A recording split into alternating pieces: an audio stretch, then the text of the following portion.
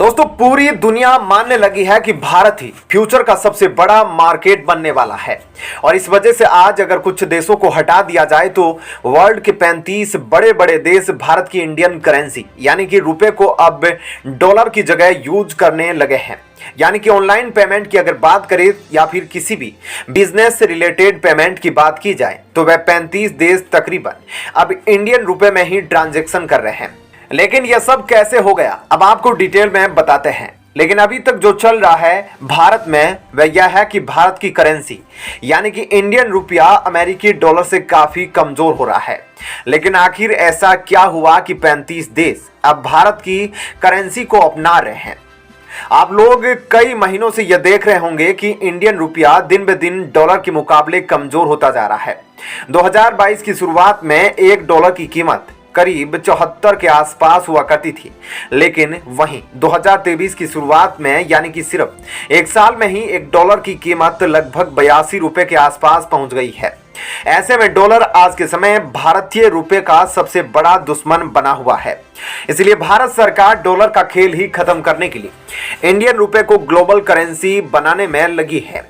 और अब तो इंडियन रुपए के लिए सबसे बड़ी खुशखबरी भी आ गई है कि दुनिया भर में 35 से भी ज्यादा देश इंडियन रुपए में ट्रेड करने के लिए इंटरेस्टेड है, जैसे कि Tajikistan, Luxembourg, Sudan, Cuba, Bangladesh, Sri Lanka, Russia और भी इस तरह के कई देश। ये सभी डॉलर को छोड़कर इंडियन रुपए में ट्रेड करना चाहते हैं। इंडियन रुपया जैसे जैसे ग्लोबल करेंसी बन रहा है वैसे ही उसका डायरेक्ट नुकसान डॉलर को हो रहा है। इसलिए अमेरिकन मीडिया और अमेरिकन सरकार में खलबली मची है। दोस्तों अब इंडियन रुपया ग्लोबल करेंसी बनने जा रहा है, लेकिन शायद आपको यह बात जानकर हैरानी होगी कि इंडियन रुपए कट्टर मुस्लिम देश, डेवलप देश यूज किया करते थे। यानी कि इन देशों की ऑफिशियल करेंसी कई सालों तक इंडियन रुपए रह चुकी है। साल 1966 में इन देशों ने इंडियन रुपए को छोड़ दिया था। और आज की बात करें तो यह बात सबको पता है कि डॉलर दुनिया की सबसे नंबर 1 करेंसी है। और आज के समय दुनिया में लगभग जितने भी ट्रेड होते हैं वे सभी डॉलर की मदद से किया जाते हैं। इसलिए सभी देश अपने फॉरेन रिजर्व में डॉलर को रखते हैं ताकि दूसरे देश के साथ वो ट्रेड कर सके। पर यही डॉलर आज के समय कई देशों के लिए मुश्किलें खड़ी कर रहा है, क्योंकि अमेरिका डॉलर को अब एक साइलेंट वेपन के रूप में यूज करने लगा है। जैसे अब ईरान अमेरिका के खिलाफ जाने लगा तो अमेरिका ने उस पर प्रतिबंध लगा दिया, जिसके बाद ईरान देश और उसकी जीडीपी पूरी तरह से बर्बाद हो गई। और नया एग्जाम्पल तो आप सबके सामने ही है, रसिया ने जैसे ही यूक्रेन पर हमला किया तो अमेरिका ने रसिया पर स्विफ्ट का सेक्शन लगा दिया, जिसके तहत रसिया के फॉरेन रिजर्व में जितने भी डॉलर पड़े हुए थे वह रातों रात ही गायब हो गए। और रसिया को इससे $130 बिलियन का झटका लगा। और सैंक्शन लगने के बाद रसिया किसी भी देश के साथ डॉलर में ट्रेड नहीं कर सकता। पर इंडिया ने अमेरिका की दादागिरी को नकार दिया है, क्योंकि इंडिया हमेशा से ही अपने स्वाभिमान के लिए खड़ा है। इंडिया खाली यूएन के सेक्शन को मानता है, इसलिए इंडिया ने रूस के साथ व्यापार करना बंद नहीं किया, बल्कि इंडिया तो अब रसिया के साथ बड़ी मात्रा में ट्रेड कर रहा है। और वह भी अपने लोकल करेंसी यानी कि रूबल और इंडियन रुपए में। यानी कि भारत सरकार को अब यह समझ में आ गया है कि अगर इंडियन रुपए को डॉलर के मुकाबले स्ट्रॉन्ग करना है तो हमें डॉलर को छोड़कर इंडियन रुपए को ग्लोबल करेंसी बनाना ही होगा। और ऐसे में अब आप देख सकते हैं कि इंडियन रुपया अपने आप को ग्लोबल करेंसी के रूप में स्टेब्लिश कर रहा है। तो दोस्तों ऐसे में इस खबर के बारे में आपकी क्या राय है, हमें कमेंट करके जरूर बताएं। और अब आपको बताते हैं ऐसी ही एक और बड़ी खबर।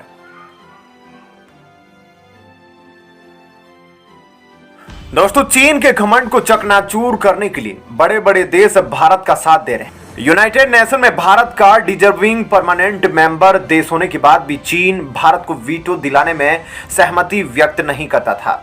और इसी वजह से अब भारत को पावरफुल बनाने के लिए और चीन को घुटने टिकाने के लिए बड़े बड़े देश भारत का साथ दे रहे हैं। इसी बीच अब फ्रांस ने भारत से एक बहुत बड़ी डील की है जो चीन को घुटने टिका सकती है। आपको थोड़ा सा डिटेल में इस डील ऑफर के बारे में बताते हैं, लेकिन हम शुरुआत करेंगे वहां से जहां भारत और फ्रांस के बीच पहली डील हुई थी। भारत ने साल 2016 में फ्रांस के साथ 36 राफेल फाइटर जेट्स की एक डील की थी। भारत के राफेल फाइटर जेट खरीदने से पहले और किसी देश ने इतनी बड़ी संख्या में राफेल फाइटर जेट्स नहीं खरीदे थे और उस टाइम तक राफेल एक दो देशों की लिस्ट में ही शामिल था। लेकिन भारत के साथ डील साइन होने के बाद राफेल और राफेल को बनाने वाली कंपनी दोनों की किस्मत बदल गई। ना सिर्फ भारत बल्कि दुनिया भर में राफेल को काफी ज्यादा पब्लिसिटी और मीडिया कवरेज मिलने लगी। इस दिन के बाद भारत और फ्रांस के रिश्ते एक अलग ही मुकाम पर पहुंच चुके थे। इसके अलावा सभी देश यह जानते हैं कि फ्यूचर में इसके लिए अगर कोई खतरा है तो वह है चाइना। इसलिए अपनी स्ट्रेटजीज में चेंज करते हुए सभी देश इंडो पैसिफिक रीजन में अपनी प्रेजेंस बढ़ाने की कोशिश कर रहे हैं। सभी वेस्टर्न देश इस बात को अच्छे से समझ चुके हैं कि अगर एशिया में कोई देश चाइना को टक्कर दे सकता है तो वह देश भारत है। साल 2021 में अमेरिका, ब्रिटेन और ऑस्ट्रेलिया से धोखा खाने के बाद फ्रांस ने इंडो पैसिफिक रीजन में अपने पार्टनर के तौर पर भारत को चुना। चाइना के खिलाफ इंडिया को स्ट्रॉन्ग करने के लिए फ्रांस इंडिया को यूनाइटेड नेशन में भी सपोर्ट कर रहा है। इंडियन नेवी के लिए राफेल जेट्स के advance version Rafale M fighter jet को भारत को ऑफर कर रहा है।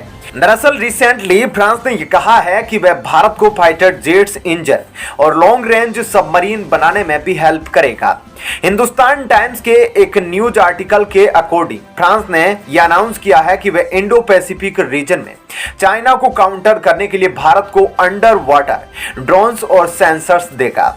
पीपल लिबरेशन आर्मी जिस तरह से एक्सपेंड करने की कोशिश कर रही है उसे देखते हुए इमरजेंसी के तौर पर कल को फ्रांस अपने एयरक्राफ्ट कैरियर और सबमरीन को इंडो पैसिफिक रीजन में डिप्लॉय करेगा, ताकि अगर कल को भारत को इसकी जरूरत पड़ी तो फ्रांस जल्दी से भारत की मदद के लिए तैयार रहेगा। आपको बता दें कि हाल ही में फ्रांस के राष्ट्रपति इमैनुअल मैक्रों ने यह अनाउंस किया है कि वे भारत को एडवांस मिलिट्री सेटअप के लिए अपना फुल सपोर्ट देंगे।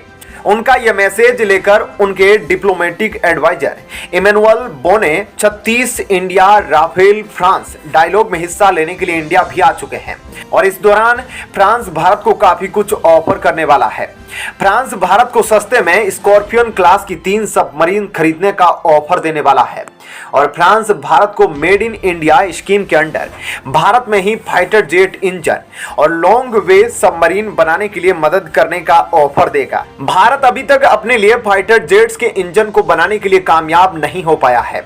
इसके अलावा वह भारत के national security adviser Ajit Doval, defence minister Rajnath Singh और विदेश मंत्री डॉक्टर एस जयशंकर से मिलकर पाकिस्तान और अफगानिस्तान में बढ़ते आतंकवाद और कट्टरता जैसे मुद्दों पर भी बातचीत करने वाला है। हालांकि कई देशों का मानना है कि भारत को फ्रांस द्वारा दिए गए इस ऑफर को एक्सेप्ट नहीं करना चाहिए, नहीं तो भारत आत्मनिर्भर नहीं बन पाएगा। ऐसे में भारत को आत्मनिर्भर बनने के लिए फाइटर जेट इंजन की 100% टेक्नोलॉजी ट्रांसफर की नीड है। इसलिए हो सकता है कि इस वक्त भारत फ्रांस की इस डील को एक्सेप्ट ना करे, लेकिन इस वक्त जिस तरह से सभी देश चीन के आगे भारत को कर रहे हैं, ऐसे में भारत का भी यूक्रेन वाला हाल ना हो जाए। इस बारे में आपको क्या लगता है दोस्तों, कमेंट करके हमें जरूर बताइएगा।